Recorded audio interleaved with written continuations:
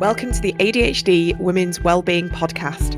I'm Kate Moore-Youssef and I'm a wellbeing and lifestyle coach, EFT practitioner, mum to 4 kids and passionate about helping more women to understand and accept their amazing ADHD brains.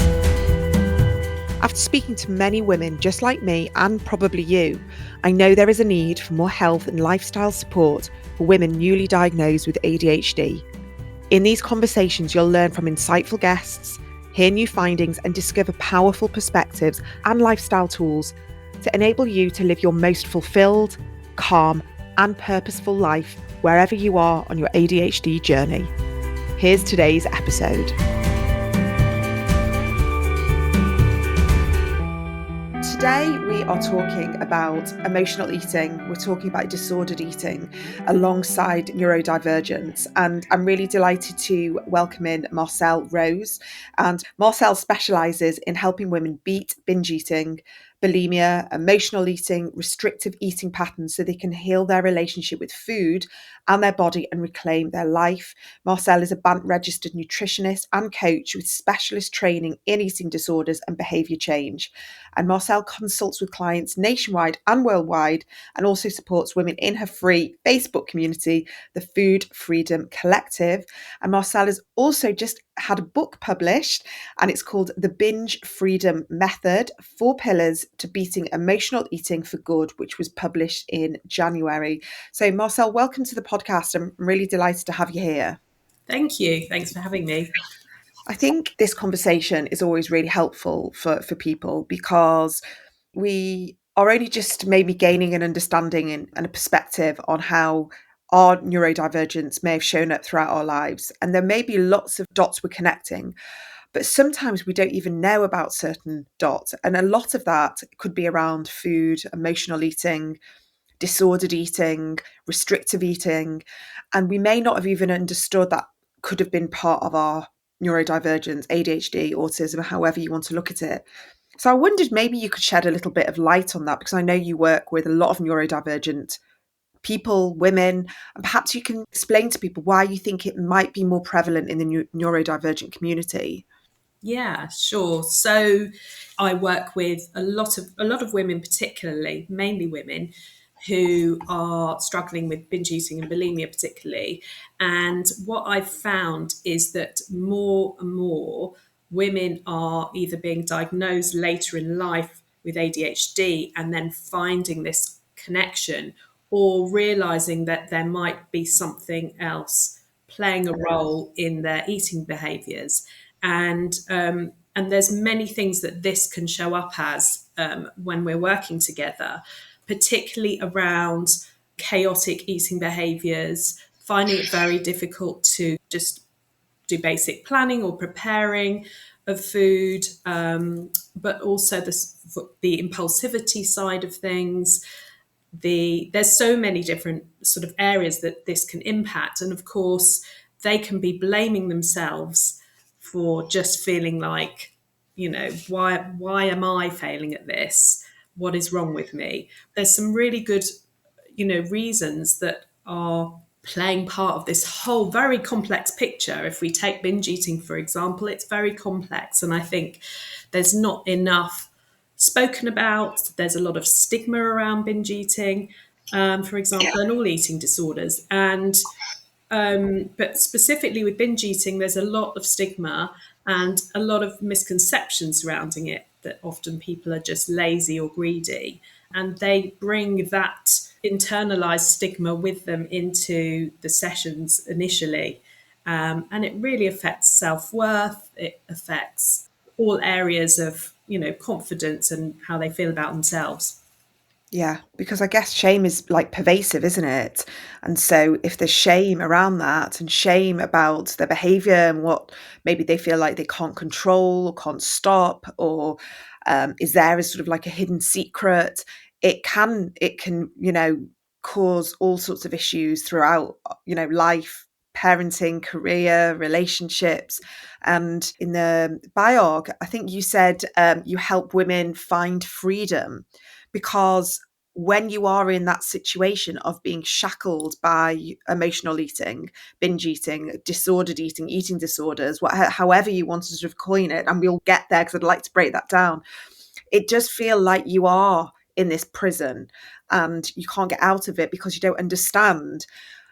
And I wondered, do you think that when women are being diagnosed later on in life and they're finally understanding, that the ADHD and or the autism has been a central part of why they've had eating disorders as well, do you think that helps release some of that stigma and that shame? Does that gives them an Yeah, answer? yeah, I definitely agree with that. I think it can really help. And it's almost like, oh, okay, so this is why it's been so hard for me to do what seems to some people like maybe basic, simple things that can be a real struggle for somebody who's neurodivergent. So I think it can be a really, enlightening piece of information and insights and empowerment almost to have that and then be able to think, okay, well, how can I work around some of these things and get the support that they need?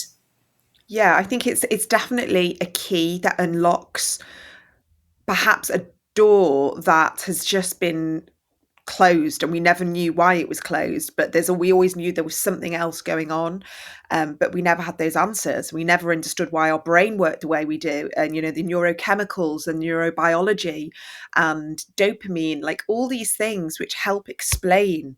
I know that emotional eating can sort of coincide with really difficult hormones and difficult menstrual cycles, Yeah, and to know that we have more information to unlock the self-compassion and to allow us to let go of the shame and bring a little bit of acceptance to then move forwards towards the healing, which is, I'm sure, what you help many people with. Could we break down a little bit, if we hear these terms, and I always get concerned because I don't work in this space, that I don't want to say something that someone might not relate to. So maybe we can understand a little bit about the difference between disordered eating and having an eating disorder, emotional eating, restrictive eating, binge eating. So if yeah. someone is listening and they kind of know maybe they have had a difficult relationship with food all their life, but they're not quite sure how to coin it, maybe you could simplify that for us. Yeah, sure. Yes, I think a lot of people might not consider themselves a disordered eater, but they might sit somewhere along a spectrum of disordered eating. So if we look at it as a spectrum, on one end, you could say you have, I don't like using this term, but a normal eater. The normal eaters at one end. At the other end of the spectrum, people who have diagnosed eating disorders, and these are very specifically, defined criteria to fit into this defined criteria of an eating disorder.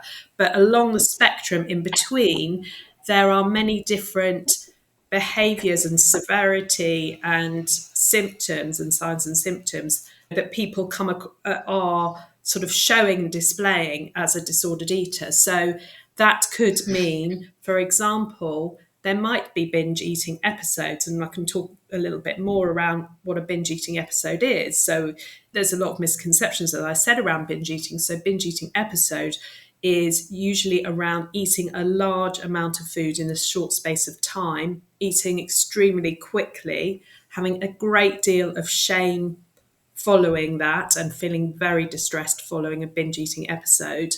It's usually done in secret, and it can be either spontaneous or it can be a planned binge, because people kind of can quite flippantly use the word, oh, I was binging on this, and actually it can be really, really distressing for the individual.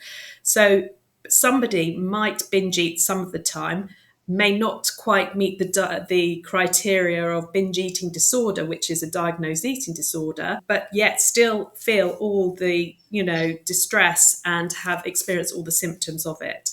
It's eating to the point of being full, to the point of complete discomfort. Some people even having to be sick. They haven't purged themselves, as with bulimia, but because it's made them sick. But other kind of disordered eating behaviours might be chronic dieting, constantly being on and off diets, restrictive eating behaviours cutting out whole food groups, being very restrictive around calorie controlled diets and things like that, which I think a lot of these behaviours have been quite normalised in our society. And so people don't realise that actually it's quite disordered. Strict fasting regimes, all of that kind of thing, could mean that there is disordered eating going on. Even bringing in things like excessive exercising in order to make up for calories consumed, or to feel like you're able to actually give yourself permission to eat something. Yeah, I think as you were saying those, there was people in my life popping up of who I could see in those different scenarios for sure. And I think it has been normalized actually, but it takes away a lot of their pleasure in life. I recently recorded an episode with Rebecca King, who is, I think, the ADHD nutritionist or dietitian on Instagram. I can't remember which one, but she's on Instagram, Rebecca King. And we did a really interesting podcast, and we were talking about how we can normalize eating food with ADHD that is easy to prepare and easy to access, and taking away the shame of like buying pre-prepped food, pre-cut things, pre-packaged. Because with executive functioning difficulties, to then have to think about making sure that we've got enough food in the house, and the shopping list, and the healthy food, and buying all the ingredients to make something completely home cooked and from scratch. It takes so much brain power when we're trying to utilize that brain power to kind of like exist and to look after children and all things like that. And I really enjoyed listening to her kind of just reduce all that shame and all that stigma of, if you want to buy pre-cooked chicken and pre-cooked vegetables and some pre-boiled noodles, and that is how you're going to get a healthy meal down you, that is fine. Because we've sort of been indoctrinated in this society that we're not doing a good job unless everything is cooked from scratch, healthy, organic, all of that. And I wonder if that fuels disordered eating as well. What are you noticing in the sense that what is causing more shame and more stigma for people who are coming to you initially? Yeah, there's so much shame around that idea that you have to eat perfectly. There's this whole all or nothing thinking, mindset around food. There's a lot of expectations in society that we should be eating either good food. If we're not eating good food, then we failed. It's all gone wrong. And it's very much more nuanced than that. There is so much in the news at the moment around ultra processed foods. And we know that actually there's plenty of processed foods that can be used as part of a balanced diet. And it doesn't have to be all about everything being perfect.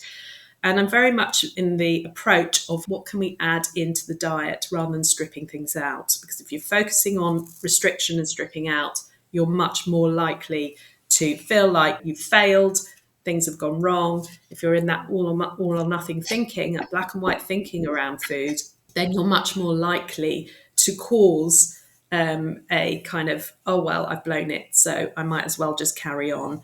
And it leads to binge eating episodes or emotional eating, or certainly unhelpful eating behaviours.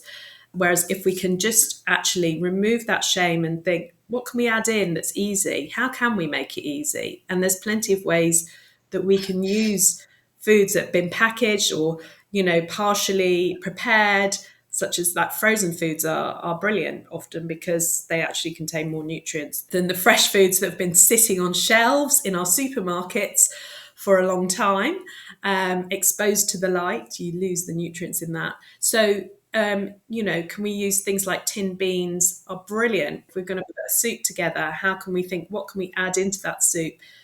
We can use lots of frozen veggies, just chuck in some herbs and some spices, and it can be very delicious. It doesn't have to be bland food as well. Yeah. Yeah, I think this is it. This is the messaging that so many of us need to hear. And we've talked about it quite a few times on the podcast in different ways, but I think it's so important to keep reinforcing this message of, how can you make your life easy? We've been trying to make our lives so difficult for so long without any scaffolding, because we've been told by somebody that we have to hold everything together. We have to hold our families together. We've got to be career women. We've got to look after our parents. We've got to be thin. We've got to be healthy. We've got to be doing everything. And it's really time that we keep reinforcing this message back of like, how can we just make our life easy, and where we can find a bit of comfort and we can find some joy without it being comfort eating or Mm, emotional eating, but we can still kind of enjoy a meal that we know that is satisfying us. And maybe from a sensory perspective as well, with ADHD it matters so much, to yeah. have the crunch and the spice and the sweet and the tangy, and make things a little bit more fun. Because from speaking to many, many, many women, and myself included, living undiagnosed and only getting a diagnosis when you're much later on in life, when you've typically gone through very challenging times, it is time to start saying, how can life be a little bit easier, and how can life be a little bit more fun and joyful? And also recognize, I think what's really important is that we've gone through a lot, and a lot of women have gone through a huge amount of trauma. And whether that's trauma with a very big T or lots of little small t traumas, Mm, that all kind of like builds up in the file of facts in our head. And that is very often what contributes, maybe to disordered eating, our beliefs, things that people have said to us, and allowing ourselves to unpack that a little bit. I remember when I first was training to be an EFT practitioner, and I just completed my health coaching, and I was seeing somebody for the very first time, and I was probably a little bit out of my depth, if I'm honest, because I didn't know, but she had a binge eating disorder. And I knew I couldn't help her with that because I knew I wasn't trained.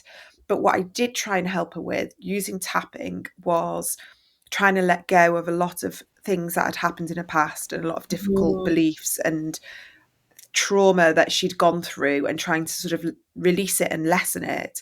And what was really interesting, even though I didn't know much about helping her with the binge eating, she said that because we dealt with that, her binge eating episodes were less frequent. And when they did happen, it didn't feel as difficult. And I wonder, do you go back to the root with your clients instead of sort of just tackling the food side? Is there a lot of it around the emotional side? yeah, absolutely. And obviously, if there is trauma there, and they should be ideally, if someone's got a deep trauma, often they've come from a therapist and done some work on the trauma. Then we need to go back and understand exactly where have those beliefs come from, which turn into those constant thoughts about food. And often the individual isn't aware of these thoughts a lot of the time. So we have to do a lot of understanding of where they've come from and unraveling them. So we do a lot of work around understanding, food meanings. Where did, there's some key questions like, what was your parents' relationship with food like when you were growing up? Without putting blame onto parents, it's just an understanding. How were meal times like for you? What were they like for you when you sat at the table? Was it a stressful experience? Was it rushed? Was there lack of food? All of these things play a role, and also body image too. So we do a lot of work around body image and understanding where their thoughts about themselves and about their bodies come from, and obviously the beliefs, the societal beliefs around diet culture, beliefs around having to be a certain size and appearance to feel like you fit and to feel like you belong. So there's a lot of work around all of that we try and sort of dismantle, and then we can sort of work around the reframing of thoughts, because if you're just working on the food, you have to work on the mindset as well, and build on bringing around a positive body image, which takes time. But that's more around just working towards body acceptance and respecting your body, so that at the end of the day, you're more likely to be able to look after it if you're not despising it. Yeah, I understand. So, yeah, I wanted to sort of say about that because, we're talking about old beliefs, dismantling things that we might have seen through, our childhood. And if you're sort of working with women, say in middle age, around 40s, 50s, 60s, whatever that might be, they were very likely, and they're neurodivergent, they're very likely to have been parented by at least one neurodivergent parent who wouldn't have had a clue that Mm, they had ADHD or autism. They would not have had a clue. And so we're gaining insights and awareness that they just would not have had. So we're kind of looking back at, generations and seeing very unhealthy eating patterns and disordered eating and different beliefs around food and body shapes and all of that just wouldn't have had any kind of consideration. I mean, even looking back in our day in the 80s and the 90s of what people used to say, we just bandy the word fat around, or I need to lose weight, or I need to, my stomach's so, this, or it was just such a common conversation to talk about weight all the time. Yeah. And the body checking as well. Yeah. And children really absorb that, just, the pinching bits of your body and looking in the mirror and saying, oh, do I look big in this? All of that stuff can be quite subtle. You think it's quite subtle, but yeah, it's all these things. And with neurodivergence, we're more prone to sensitivity, we're more prone to RSD, rejection sensitive dysphoria. We are probably, comparing, we're wondering why we're not the same as our peers, all different things like that. And it can be so difficult from an emotional perspective that, sometimes food and eating and our weight is a way to fit in. It's a way to look normal, in inverted commas. It feels that it's a difficult subject, but can we give people hope that there are ways through this? And what are those ways? And how does it work? I guess if someone came to you and it wants this to go through this healing journey, how does it work? Yeah. I would definitely say there is hope for this healing journey, and I think people come to me thinking I'm going to give this a go, but they often don't believe that this will be any different from all the dieting, all the things that they've tried before. And it takes a little bit of time to trust in the process, because it can feel quite scary to do something different. But what I always say is, do try and trust in the process. But one of the things we do try and move away from is the focus on the weight, because that will be often they come to me saying it's really important that I lose weight, but I want to give up binge eating, and I want to have a healthy relationship with food. So I completely validate those feelings around the weight with the society that we live in. They have this internalized weight stigma very often.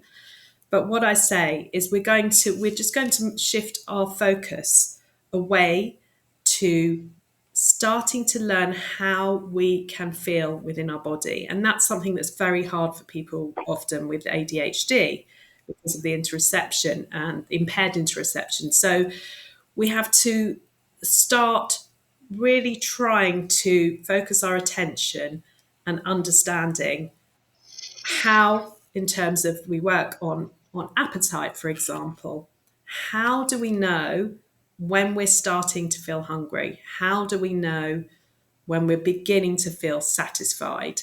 What does it feel like? Where is it in your body? And that takes time to learn, and it's not always easy, as I said, particularly with ADHD. But it's probably a lot of the things that people haven't even thought about before. Because if you're constantly on and off a diet, you're listening to external rules and regulations about how much you should be eating, what you should be eating, what you shouldn't be eating. That completely takes you away from how your body feels. How does your body feel when you have certain foods? Do you feel more energized? How does your digestive system feel? How do you feel in your mood? And we start to really bring the focus into that. And I find that people, once we start to work through the practical steps to help, which I can talk about more about, is individuals really start to then tell me in sessions, oh, I really noticed that this really made me feel good. This made me feel much more energized than that. And actually, I need to bring more of this into my diet because I appreciate that really helps me feel good, rather than I want to leave this out of my diet because I know I shouldn't be eating that. So it's a very different way of looking at it. Just in terms of starting, I'd say one of the most basic, well, it's not basic for a lot of people actually, it's quite hard for a lot of people, but the simple first step is just getting some meal regularity in. And especially if your eating is very chaotic, and it's just about, and especially if you've been doing fasting and dieting and all sorts of missing meals, just trying to bring in a breakfast, lunch, and dinner is a really important first step. And for some people, that I know, can be hugely overwhelming at first.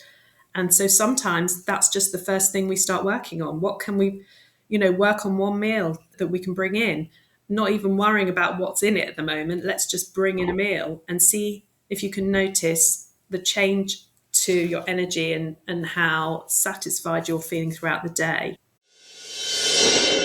So I wanted you guys to be the first ones to know what's going on in this community. And because you are here listening to the podcast, I believe that you deserve to know exactly what's happening as soon as it's coming out. So I'm going to give you some insights. We've got workshops, live workshops. It's happening between now and July. So many different topics, ranging from the nervous system to RSD, to hormones, to compassionate family dynamics. I'm trying to bring you a whole range so you can really balance your life, your daily life, alongside ADHD. I have the book out, the ADHD Women's Wellbeing Toolkit. It's now available for pre-order and will be out online in shops from the 17th of July. If you pre-order through my website, you will get some free gifts and some discounts on my online workshops. And I want you guys to be the first to know that I have a brand new membership launching in September. This is all about accessibility. It's about support, nurturing, community. It's about really creating a supportive connection point where I can offer you what I know, but also create a space, a really loving, compassionate space for so many of us who want to thrive alongside our ADHD. So if you put your name down on the wait list, you will have access to the founder's price. You'll be locked in. All the details are on my website now. You put your name down on the wait list, and I promise you guys are going to be the first ones to have access to this membership at this low cost, locked in price. So head to my website for all the information on everything I've just talked about, the book, the workshops, and the membership. It's adhdwomenswellbeing.co.uk. Thanks so much. I think what you said about the impaired interoception is really interesting for people to understand, because that validates and gives a huge amount of meaning and understanding as to why we may not notice those hunger cues until we're so ravenous that the only option is to binge. The only option is just to raid whatever we can find because we were so busy hyper focusing on something, or we just didn't see those cues coming, and then 1 minute we're just so beyond capacity, we can't make anything, we just need to eat lots of chocolate. We can almost miscommunicate our bodily cues and think we're hungry when actually we're anxious, or think we're hungry but actually we're bored, or think we're hungry but actually we're thirsty. And to be able to make those differentiations is really, it's like clues and gold dust that we need. So is there somewhere that you can refer people to so they can understand those interoceptive cues, so they can differentiate between anxiety, boredom, stimulation, and hunger? Well, in terms of what I use often with people is, I call it the cravings list or quiz. And it asks you, so it's a number of questions that you can ask yourself. The hardest bit is about catching yourself before you're turning to food for something other than hunger. So it's about catching yourself and then asking yourself, am I actually hungry, or is there something else I'm needing? Am I bored?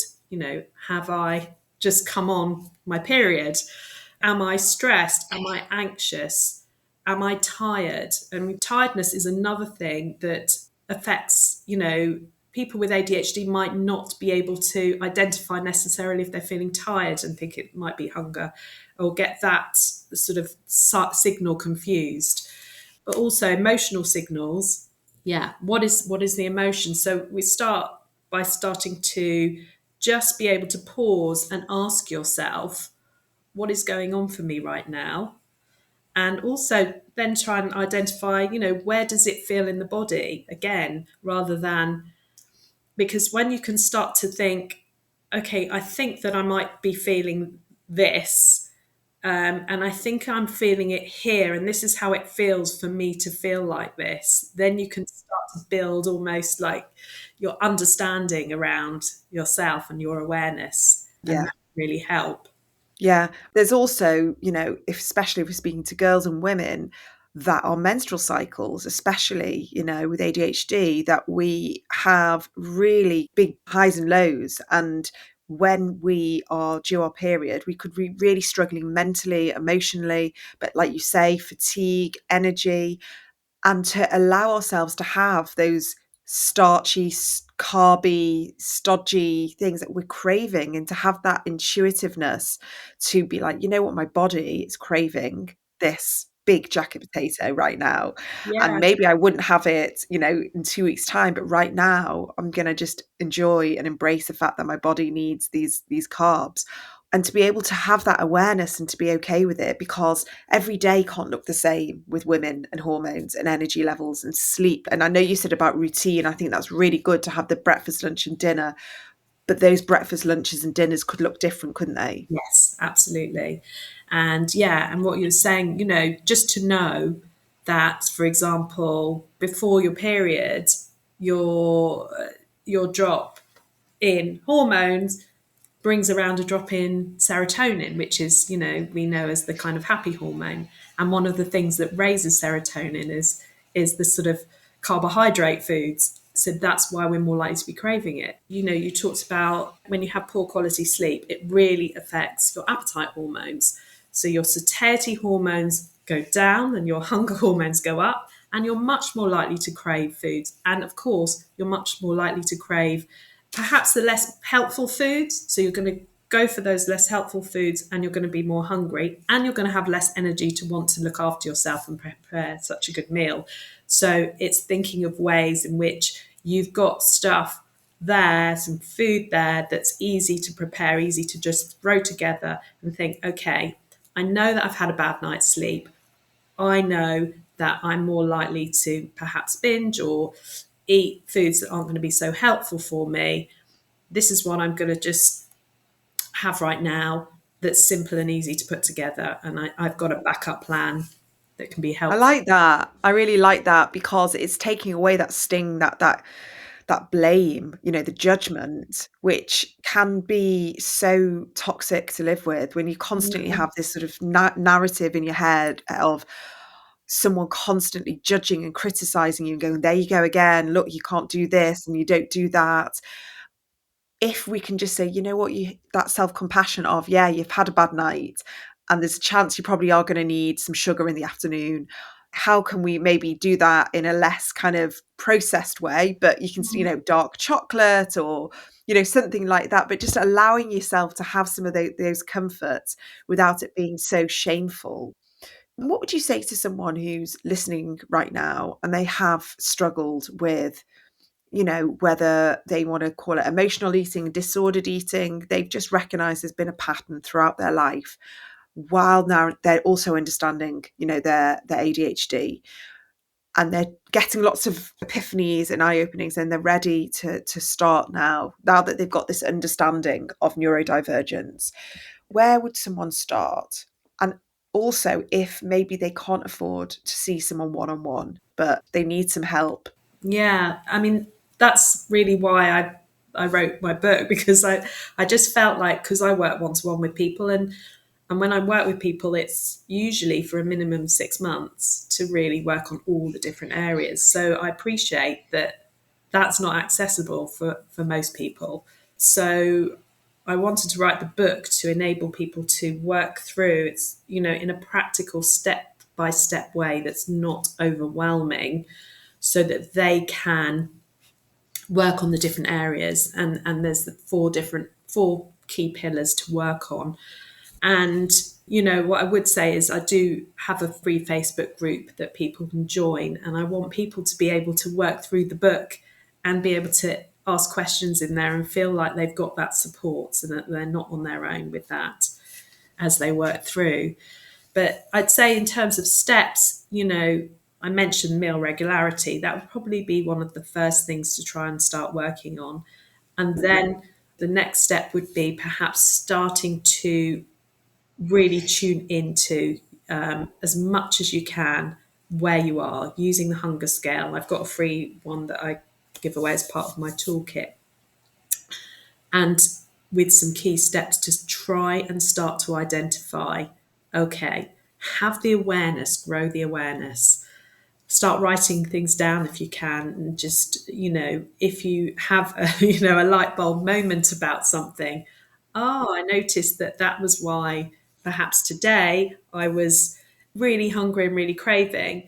It's useful to write down and understand patterns. What might be a cue or a trigger for a binge eating episode or a sort of episode of emotional eating that you didn't feel comfortable with? Try to understand what happened. Was it that the day before you were overtired, you were overstressed, had you skipped a meal? You know, what was going on for you? So it's looking without observing, without the judgment, bringing in the self compassion, as you said, it's so important, and just trying to observe, so you become almost like your detective. And writing things down can be really useful because that can really help you to understand and pick up patterns of behavior, and Yeah. and then you can start to address it, because then you can say, oh, okay, perhaps next time I'll try X, Y, and Z, because I know that last time that probably didn't help. So let's see if that helps. And it's kind of a trial and error through, because we're all individuals.